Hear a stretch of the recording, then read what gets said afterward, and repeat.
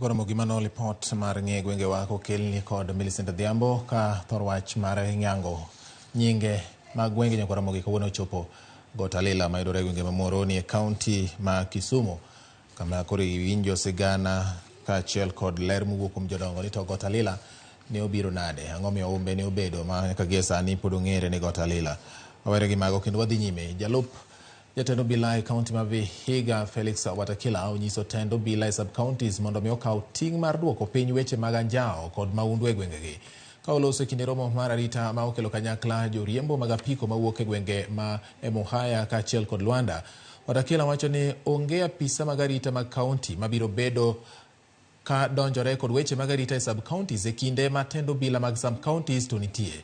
Bende osayo jotend Obila mag sub-counties kuom nindo e tich kendo chiwo thuolo ne jomaundu kod jonjore mar rocho arita kwe e gwenge magitie. Joriemb apiko bende ne osoko wang' apisa mag Obila ma giwacho ni osebedo katiyo e tich achiel kod jonjore. Kama pombe also nyuma ya police station, si mambo ya transfer, tunachukua watu wengine kazi. Kuna mambo ya transfer. Tukatoa problem from here to another place. Hapana.